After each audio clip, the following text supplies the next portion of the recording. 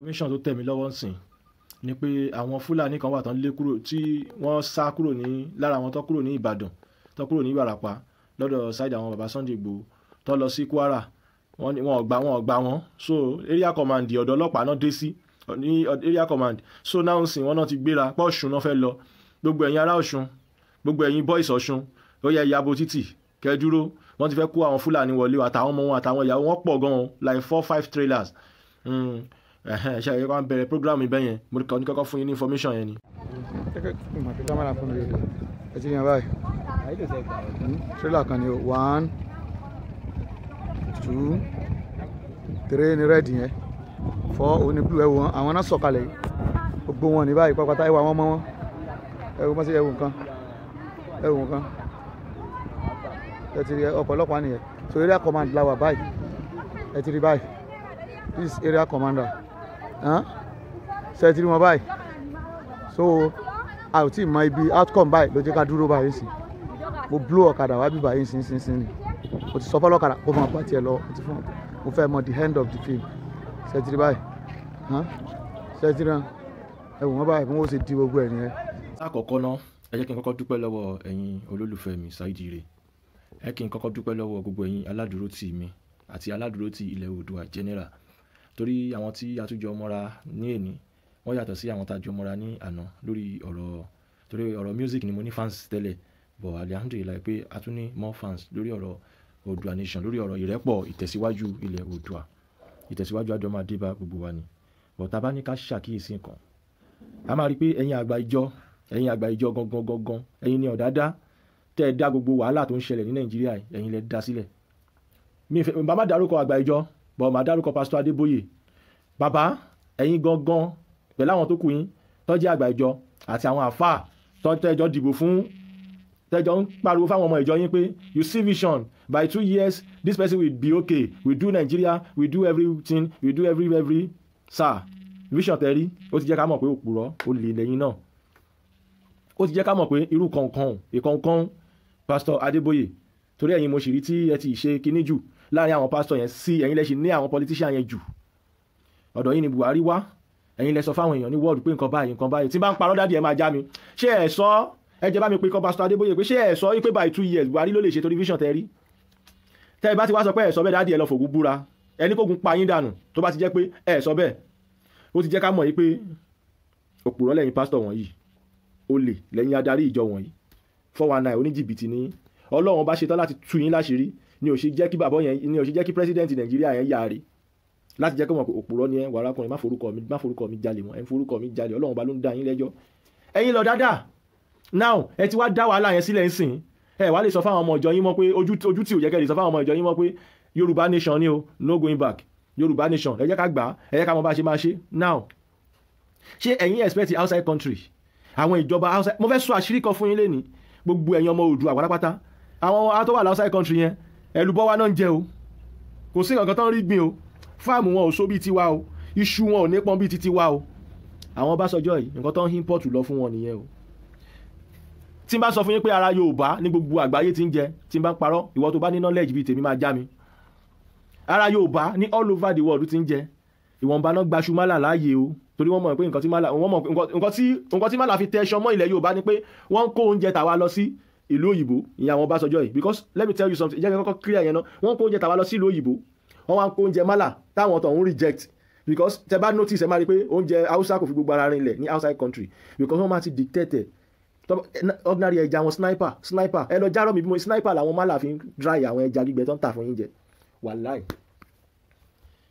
tẹ bá ń sọ pé wọ́n Nàìjíríà ẹ bá mi sọ fún lórí burúkú tó bá sọ pé wọ́n Nàìjíríà pé ayé ẹ máa still remain bàjẹ́ títí táwọn ọmọdọ́mọ ẹ máa fi lògbé sí ayé wọn tó máa fi lò nínú ìbàjẹ́ yẹn náà ẹni tó bá ṣe sọ pé wọ́n Nàìjíríà bá mi sọ fún bẹ́ẹ̀ pé ayé ẹ gò still rí ìbàjẹ́ akọ̀ máa bàjẹ́ náà síbẹ̀ náà sniper náà fi ń dry ẹja gbígbẹ tó ń tà fún yín sniper wà lára àwọn tó ti ń dry àwọn ẹ̀wà wọn fún yín òun náà ṣe aláwọ̀ wọn lọ́hùn torí before kó tó gbé anything wọ outside country wọ́n máa kọ́ dictate oúnjẹ àwa Yorùbá ló clean jù òun lè fi ráwọn Ọbásanjọ́ àwọn gbogbo yẹn oúnjẹ Dangote less ní outside country o àwọn Ọbásanjọ́ yẹn ọ̀hún náà ń kó oúnjẹ wọn lọ kòkó wa nǹkan tí gbogbo bọ́ǹfìtà wa fi wọ́n ń bíbà ìkòkó wa ọ̀hún náà ń kó gbogbo kinní yẹn lọ òun náà ṣe ń di pé wọ́n bímọ tó bá ti jẹ́ pé kọ́mọ wọn ti ń yọrùn báyìí tó máa sọ́sọ́ òun kó lọ kàwé lọ́hùn tó ti mọ̀ pé òun yẹn ọlọ́mọ wọn ti máa jó oúnjẹ gidi ọlọ́mọ ayẹ̀ká kú sẹ́wọ̀n àwọn ọmọ Yorùbá ní láti jára wa àwa ní the help àwọn ọmọ Yorùbá kan help tá a nídìí yín fún ni pé kẹ́ ẹ parapọ̀ kẹ́ ẹ fi ìmọ̀ ṣọ̀kan láì jẹ́ bẹ́ẹ̀ ìyà yìí sì máa still remain lára ọlọ́ta wa ni.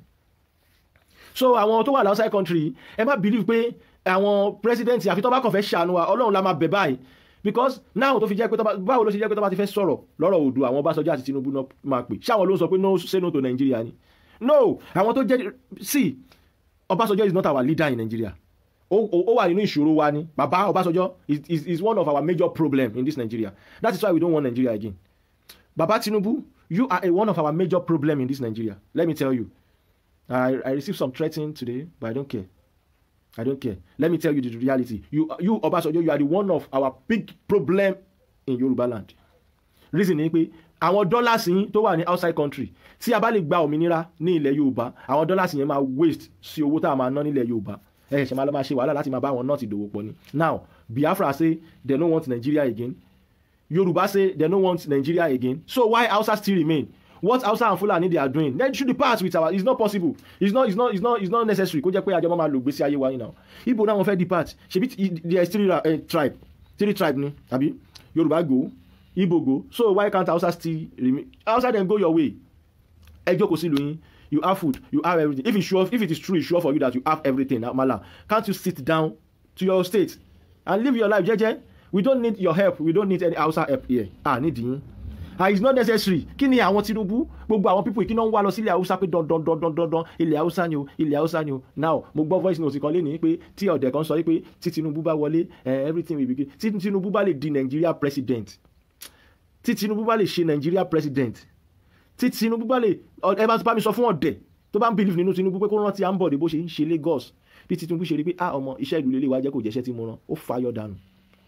Ó fàyọ̀ dànù gbé sanwó ikú wá sanwó ikú yẹn báyìí ṣe ó benefit lára ẹ̀ torí pé ó waste ẹ̀mí àwọn èèyàn gan understand tí Tinubu bá lè wọ president Nàìjíríà ẹni tí mo lanu tí mi ò lè pàdé ẹ wo ẹ bá mi sọ fáwọn oníjẹkújẹ tó bá wà lára ẹ̀yàn ọmọ Yorùbá pé á bẹ́tà kó jáwọ́ ń bẹ̀ láì jẹ́ bẹ́ẹ̀ ìparun ló fẹ́ wá fún generation Yorùbá o àwọn people mi rò pé Yorùbá ni wọ́n o wàláì mi rò pé Yorùbá ni wọ́n o tí wọ́n bá lè jáde báyìí tó bá wá sọ family because wọn tí kò sẹ́ni kankan tó ń jorúkọ bàbá ẹ̀ nínú gbogbo àwọn politician táwọn wòye yes pé ọmọ Yorùbá mi Akíndélé Akínkíní kan ni mí o ìlú Akínwùmí Ambode yẹn orúkọ yẹn illegal name ni àmọ́ bí tó ti rí alias ni bọ́ Akínwùmí yẹn bí orúkọ wọn gangan ni wọn jẹ́ father's name wọn ti mọ̀ pé tẹ́ bá ti ń ṣépè fún wọn tẹ́ bá ti ń dárúkọ family name wọn á máa ran ìran wọn báwo lè yàn ṣe máa jẹ́ Tinubu ṣé ojórúkọ ọmọlúàbí ni Tinubu jáde àbí Tinubu mi ò ṣàtakò wọn mi sọ pé kó lówó má lówó mi sọ pé kọ́lọ́lá má lọ́lá o bọ́ olórí tá máa fi agbára ẹ̀ jẹ gbogbo mẹ̀kúnnù níyà kọ́lọ́run bá wa pàdánù kọ́lọ́run bá wa yọ kúrò kọ́lọ́run bá wa gba agbára kúrò lọ́wọ́ ẹ̀ olórí tá máa fi agbára ẹ̀ ní gbogbo mẹ̀kúnnù lára tí ò ní lísì sí wa tó máa fi àjẹwá kọ́lọ́run bá wa yẹ̀yẹ́ alámtàrà káyé bàfà alárọ̀ búkà ni ẹ̀yin àfà ẹ̀ máa kà ẹ̀yin tẹ́ bá jólóòtọ́ ẹ̀ máa kà ẹ̀ já kọjú ogun sí wọn abá àti ẹ̀ níbọn bá àti ẹ̀ ládàá ẹ̀ yẹ ká kọjú ogun ẹ̀bẹ̀ lọ́hùn sí wọn ẹ̀ yẹ ká ṣíwọ́ ká mọ̀ tanra wa jẹ ilẹ̀ Yorùbá ti dàrú wọ́n ti ba gbogbo ẹ̀jẹ̀ tán pátápátá wọ́n dẹ̀ sì dúró sórí ọwọ́ wọn pé báwọn ṣe fẹ́ máa lògbé sí ayé wọn nìyẹn ó tẹ́ wa lọ́rùn kò tẹ́ wa lọ́rùn pé nǹkan táwọn bá ti fẹ́ la máa ṣe ṣó yẹ kó rí bẹ́ẹ̀ nílẹ̀ káàárọ̀ ojíire náà àwọn Fúlàní ti wá gbogbo àwọn orí àwọn tó ń pa tó ń gé orí wọn dànù tó ń rèpù yẹn jọ báwo lẹ ṣe fẹ́ káwọn fámìlì wọn rí ẹ bá mi sọ fún bàbá Tinubu kan jára wọn lẹ́ẹ̀kan náà wò kan tó fi já ọmọ ẹnì kejì ẹni pé mi ò para mi ò sọ̀rọ̀ mi ò bínú lé ní mo kọ̀ rán sọ́wọ́n báyìí wọn ní ara mi balẹ̀ torí pé mo ti rí pé ọ̀rọ̀ Yorùbá máa padà lójútùú wọ́n fẹ́ wọn kọ̀ torí mo ti rí pé àwọn agbẹ̀yìn bẹ́bọjẹ́ kan wà tó jẹ́ pé wọ́n ṣojú lóyún ojú ni wọ́n ṣẹ̀yìn níbòmíì bọ́ Ọlọ́run ọba tó ṣe tànábì Mùsá tó borí ogun Fìrìáwó náà Ọlọ́run bá gba gbogbo ọ̀nà láti jẹ́ káwa ọmọ Yorùbá borí ogun ọ̀tá because mo ti rí báyìí sin ó ti clear sí mi dáadáa pé ọmọ ìrìn àjò ẹ̀yin ọmọ Yorùbá ó pọ̀ o ogun o ẹ fọ̀rọ̀ afẹ́fẹ́ yẹ̀yẹ́ lẹ̀ o ẹ sán ṣòkòtò yín dáadáa o ọ̀rọ̀ pọ̀ núwe kọ́bọ̀ o àwọn outside country tó dẹ̀ ń gba oúnjẹ yín tó ń welcome yín lọ́run tó ń gba oúnjẹ yín tó náà ti mọ̀ pé bàjẹ́ owó ojúlójú kòkòrò wọ́n mọ̀ pé bàjẹ́ owó wọ́n mọ̀ pé ilẹ̀ yóò dáa o kò sí outside country kan tí kò mọ̀ pé Nàìjíríà ò dáa kò wá síbikíbi lágbàáyé tí wọ́n ti mọ̀ pé Nàìjíríà alátẹnujẹ ni wọ́n àwọn leaders àwọn politicians wà pé wọ́n bí alátẹnujẹ ni they know all of them wọ́n mọ̀ iye tán gbé pamọ́ sákàn tán gbé lọ lókè wọ́n dẹ̀ mọ̀ iye ọmọ wọn tó wà ń bẹ̀ now ẹ máa wo health care lásán ní outside country o tó bá ti lóyún báyìí o ti dèrò ìjọba ẹjọ́ olóyún mi mọ́tò ń pa dànù níbí báyìí mo bẹ̀ Ọlọ́run gbogbo ẹ̀yin tẹ́ ẹrù sínú kọ́lọ́n jẹ́ kẹ́ sọ̀ láyọ̀ nírọ̀rùn kò sí health care kankan for anybody ní country just go and die ni politician wa ń ṣe fún wa. Ẹ jọ̀ọ́ ẹni tó dẹ̀ sọ pé òun fẹ́ aṣáájú fún wa ṣó yẹ kó máa wákú wa, ṣó yẹ kó máa yẹ̀yẹ́ wa, ṣó yẹ kó máa fi wá ṣẹ̀sín. Ẹ jọ̀ọ́ àwọn ìdílé àwọn tán ti rape yẹn, ẹ jọ̀ọ́ báwo lẹ ṣe fẹ́ kó máa free. Eléyìí tán pa ọmọ wọn tán padà bail ẹ̀ tán release ẹ̀ fún wa, àwọn tán kidnap wọn tán sanwó tán ní kán wá kó. Ẹ jọ̀ọ́ ọmọ yẹn ń sìn tó bá ti ń wò sàlẹ̀ àbọ̀jọ́ wedding àbọ̀jọ́ tó bá fẹ́ ṣe nǹkan rere, ẹ jọ̀ọ́ bad pain yẹn ṣó ṣe sọ síta. Ṣẹ́dẹ̀ ti gbà wípé ìkan nínú àwọn ọkùnrin náà ló tún máa ra nǹkan táwọn Fúlàní rape yẹn ló tún máa gbé sábẹ́ tádẹ̀ máa bímọ fún ẹ máa wẹ̀gbin. Àìsàn tó bá wà lára ẹni yẹn ń sìn ó ti connect ẹ̀ káàkiri. Ẹ̀yin olóṣèlú ibi tẹ́ tún gọ̀ tẹ́ ẹ̀gbọ́n sí ẹ mọ̀ pé nínú àwọn ọmọ tẹ́ ń rape yìí wọn kì í kọ́ sórí, àwọn náà lẹ tún máa lọ gbé ní school lẹ tún máa tó kó bọ̀ nídìí láì lo condom, torí mo ti ẹ̀ gbọ́ pé kan ti ẹ̀ bàjẹ́ nínú yín kò ń lo condom tí ó máa làápàpá ni. Ìgbà tó mọ̀ pé àìsàn ti wà lára òun tẹ́lẹ̀ ó wá ń pín àìsàn yẹn kiri. Ẹ ti ẹ̀ kí ń ronú ni pé ọmọ tí mo bá sùn lé ní kó má lọ jẹ́ pé ọmọ mi ló máa wá padà lọ toast ẹ̀ tó máa padà lọ fẹ́. Ṣé ẹ máa tún dá mọ̀ wọ́n ni? Gbogbo ẹ ti rúkèrúdò, ọmọ àlè ti dàpọ̀ mọ́mọ́ ọkọ, gbogbo ẹ ti dàrú. Ẹ máa listen sí mi ẹ̀yin tèmi, ẹ wọ ọ̀rọ̀ pọ̀ nínú ìwé kọ́bọ̀. Àwọn leader ayé àtàwọn olórí àwọn àfà pásítọ̀ gbogbo àwọn oníṣògùn burúkú tó ń ṣe ògùn burúkú fáwọn politician yẹn, àwọn olórí ìjọ lápapọ̀ ló ń da country irú. Àwọn gangan ni problem ta ní. Ó da ọjọ́ tí èmi àti yín bá tó gbà wípé Ọlọ́run ọba nìkan lọ́ba tó sìn tó pè ká tó bọ́ lóko ẹrú.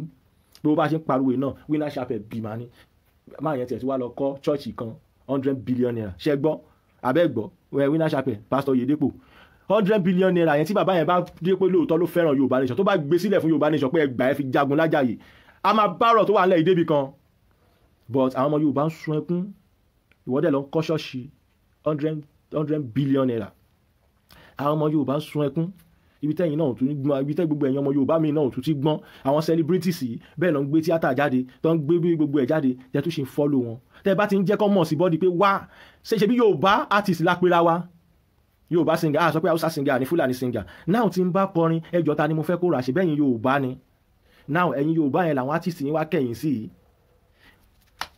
Ẹ máa list sí mi ẹ̀yin náà wá kẹ̀yìn sí i, ẹ̀yin náà wá ń torí wọn kú lọ, ẹ̀ ń torí wọn kú lọ. Ẹ jẹ́ kọ́ máa mọ̀ sí bọ́dí pé àwé mi ní tẹ̀lé ẹ mọ́ tó bá dẹ̀ sọ̀rọ̀ mi nígbà torí pé òṣìkà ni ẹ́.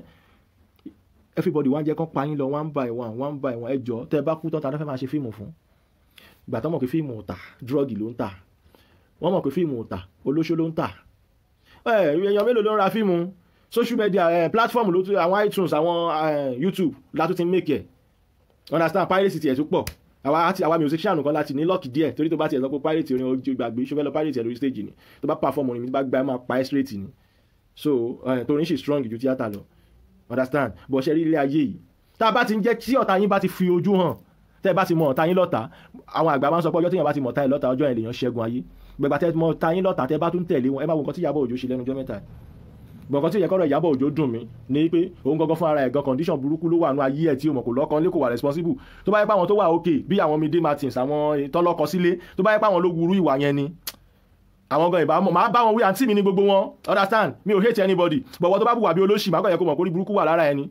Gbogbo àwọn tá à ń sọ yìí a lè má mọra rí bọ̀ yín bá ti jù ẹ lọ sí jù yàn lọ. Ìyábọ̀ Òjó tá à ń sọ yìí kì í ṣẹgbẹ́ mi, but wọ́n wùwà bí stupid, wọ́n wùwà bí ẹni tí yẹ kí ìwà tó yẹ kí ọmọ 12 years wù náà wù. Ẹ sọ pé ẹ̀yin fẹ́ràn ẹ̀yin àti bàbá Ìjẹ̀ṣà ẹ wá lọ plan film, ẹ máa wo CCTV tá à ń sọ yìí, ṣé CCTV ni àbí kámẹ́rà? Ìyá ọmọ yẹn tún wà, ìyá ọmọ yẹn wà lára àǹtí bàbá Ìjẹ̀ṣà mọ̀ pé èrò wà níta, ṣó lè rèpò ọmọ yẹn ni? Ọmọ yẹn fúnra rẹ̀ ló lọ tilẹ̀kùn, ẹni tójú ẹ̀ ò bá fọ́ kó máa notice.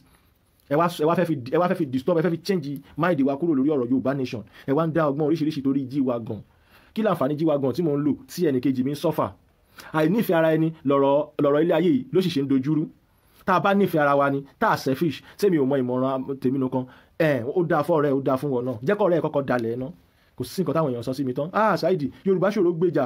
Saidi yóò jẹ́ ṣọ́ra ẹ̀. Saidi Tinubu apàyàn máa ní. Saidi gbogbo nǹkan tó sọ mo ṣáà ṣe báyìí ni. Pé gbogbo agbára tó bá wà lọ́wọ́ Tinubu ẹ jẹ́ ó sá. Àmọ́ tó bá sá tó bá jẹ lọ kó tún wá lọ lu agbára yẹn náà fọlọ́run láti lọ assassinate Ọlọ́run. Tí ò bá ti wá lọ́lọ́run assassinate ajẹ́pọ̀ Ọlọ́run lè mú nìyẹn. Kò sẹ́ńtọ́ Ọlọ́run lè mú. Understand? So ẹ má jẹ́ ká máa sọ pé àwọn sí iṣẹ́ rí ọ̀rọ̀ tó wà nílẹ̀ yìí country yìí màálù ló kù táwọn politician wa tán wà after màálù ló kù. Ọgbọ́n tá a máa dá báyìí ni pé gbogbo ọ̀nà táwọn èèyàn wa bá ti wù kán máa gbà jẹ́ ká máa sọ fún wọn pé Yorùbá nation ni o. Àwọn bàbá wa náà kàn máa bá wa ṣe processing o. Ṣé rí bàbá wa Sunday Igboho Ọlọ́run nípa àwọn náà ń gbìyànjú tiwọn o. Àwọn kan sọ pé àwọn kan ló ń lò wọ́n, àwọn kan ló ń ṣe gbá Nnamdi Kanu gan igbá kan gbogbo ọ̀rọ̀ rádaràda lẹ́nu. Ẹni tí ìbáwò kó lò wọ́n àmọ́ ti ṣí wa níyè náà. Àwa náà dẹ̀ ti mọ̀ pa wà nínú ìyà sódòdó adẹ̀fẹ́ bọ́ nínú ìyà yẹn la ṣe tètè ń pariwo jáde pé say no to Nigeria. Ìyà yìí pọ̀. Ẹ ṣé gbogbo ẹ̀yin aládùúró tì mí, ẹ ṣé gbogbo ẹ̀yin ẹ̀gbọ́n mi. Màá ṣe rally mi ní May 27 by God grace ìyá mi náà tó dẹ̀ dúró tó ṣe gbogbo bánà. Ojú kò ní tì yín gbogbo ẹ̀yin aládùúró tì mí, ẹ̀yin tí ẹ mọ̀ bí mo ṣe ń lòdù káàdì, tẹ́ mọ̀ bí mo ṣe ń lò gbèsè ayé mi, tẹ́ ń support mi, tẹ́ ń ṣe bánà, ṣe flyer, ṣe gbogbo ẹ̀ fún mi. Ojú kò ní tì yín, mo dúpẹ́ o. Omi kò ní tán lẹ́yìn ẹja yín lágbára Ọlọ́run. Mo appreciate gbogbo yín pátápátá. Àtẹni gan tó fẹ́ ṣe gan tí ò ní, mo tún appreciate òun náà. Àtọmọ kékeré àtàgbà, ó ní mo ṣe ń save number everybody. Tí n bá save ẹ̀ tán lé ní màá tún continue. Mo save number everybody to look my status. Status mi ní kẹ́ ti máa wà àwọn videos, àwọn láwọn torí ìkan tó ṣẹlẹ̀ ní pé ìjọba wọn ò gbà káwọn newspaper gbé àwọn ọ̀rọ̀ kọ̀ọ̀kan tó ń ṣẹlẹ̀ tó jẹ́ pé gbogbo yín lè mọ̀. Òun náà ló jẹ́ káwa náà dá ọgbọ́n social media kókè. Facebook dẹ̀ ní tá bá post àwọn kọ̀ọ̀kan náà wọ́n á tún máa sọ pé ó against kìnìkan community, ó against ìgbà, ó against àwo. But now òun náà làwọn náà fi ṣe sense pé okay, number mi ó wà lábẹ́ page mi yẹn, Saheed Ire page yẹn. Tẹ́ bá ti click ẹ save ẹ̀ 08069766101. Kẹ́ pàdé mi ní WhatsApp. Ẹ dárúkọ yín straight, ẹ má hello mi. Gbogbo ẹ̀ ló yẹn wasting of time. Ẹ kò jẹ́ kí n mọ orúkọ yín, màá dẹ̀ save ẹ̀ kẹ́ lọ máa wo status mi. Ibẹ̀ lẹ ti máa rá àwọn videos tí mò ń jù tó tún jẹ́ pé àwọn nǹkan tó ń ṣẹlẹ̀ secret lábẹ́lẹ̀ ní Nàìjíríà táwọn olóṣèlú wa dẹ̀ ń pamọ́ tó ń ṣe bí ẹni tí ó mọ̀ wọ́n dẹ̀ mọ̀. Gbogbo àwọn kábíyèsí wa about 3 years ago wọ́n ti gba 1 billion tó fi ra Corolla, Toyota Corolla fáwọn olóyè káàkiri. Òun làwọn kábíyèsí yẹn ò fi lè sọ̀rọ̀, wọn kò sọ̀rọ̀ lẹ́nu àwọn kábíyèsí wa. Àfẹ́lẹ́ tí ó bá ti jẹgbẹ́kújẹ lókù gbogbo ọba dẹ̀ ni mo gbọ́kọ́ fún ní kinní tó ra Toyota Corolla fáwọn ọ̀rọ̀ pọ̀ nínú ìwé kọ́bọ̀, àṣírí wà nílẹ̀ parapapa ní underground tí àwa gan ọmọ tá wá ń bọ́dà. Ẹnìkan ló sọ fún mi pé ẹ̀yìn sáwọn ọba wa ọmọ pé nǹkan ṣẹlẹ̀ ní gbogbo àwọn ọba mọ̀, àwọn ọba ti pa yín sáyé ni àlọ́ba. Tá a bá sọ pé àlọ́ba ṣé ọba tó lóṣèlú mú wá sórí ipò ṣọ́ba nìyẹn ni, kò ń ṣọ́ba. Ọba tí ọ̀pẹ̀lẹ̀ bá yàn, tí Ifá bá yàn gangan lọ́ba. Ọba wo ló wá lè fi ògùn orí adé búra báyìí pé Ifá ló yan òun tóun fi wà ní orí ipò. Káwọn ọba jáde síta kan gbé àṣẹ wọn tó ń lò, kan gbé jáde síta pé àdàbí tó bá jẹ́ pé kì í ṣe Ifá ló yan àwọn síbẹ̀ lókù. Tó bá ti ṣe yẹn àforí adé àjúbà orí adé, kò sẹ́ni tó ń rọ́bà fín.